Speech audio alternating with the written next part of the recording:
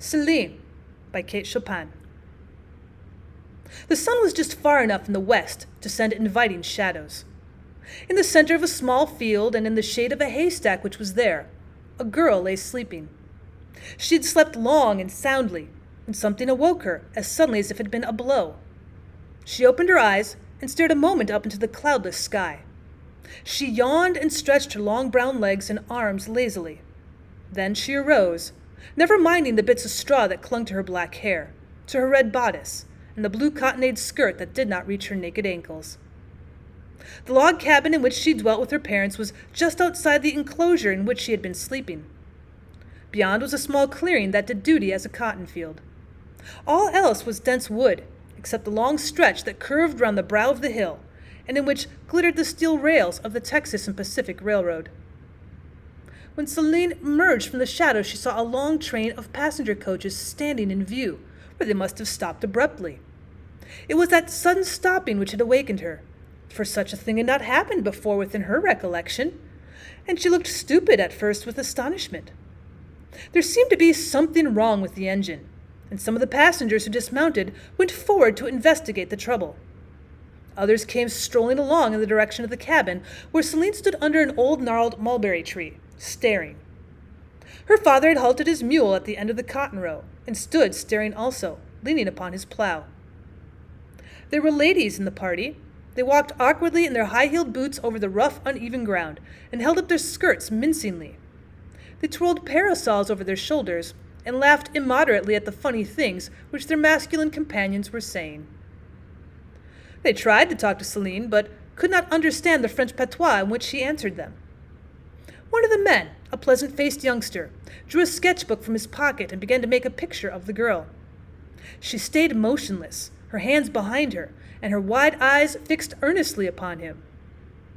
Before he'd finished, there was a summons from the train, and all went scampering hurriedly away. The engine screeched, and it sent a few lazy puffs into the still air, and in another moment or two had vanished, bearing its human cargo with it. Well, Caline could not feel the same after that.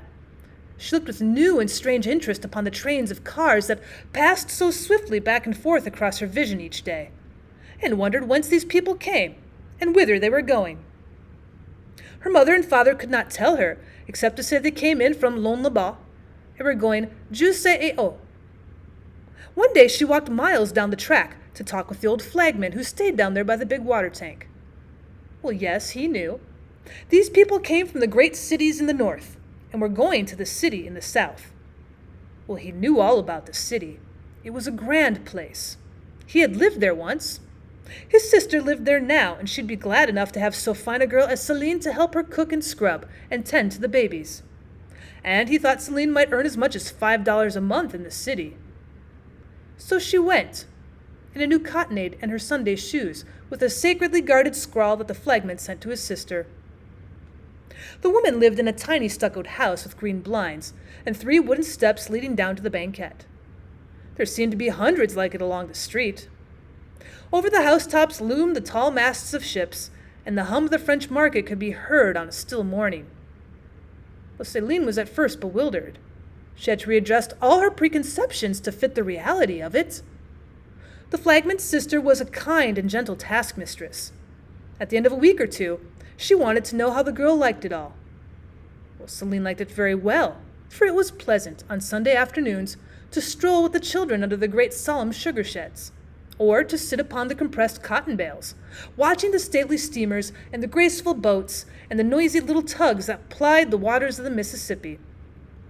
And it filled her with agreeable excitement to go to the French market, where the handsome Gascon butchers were eager to present their compliments in little Sunday bouquets to the pretty Acadian girl, and to throw fistfuls of lagniappe into her basket. When the woman asked her again after another week if she were still pleased, she was not so sure. And again when she questioned Caline, the girl turned away, and went to sit behind the big yellow cistern to cry unobserved. For she knew now that it was not the great city, and its crowds of people that she had so eagerly sought, but the pleasant-faced boy who had made her picture that day under the mulberry tree.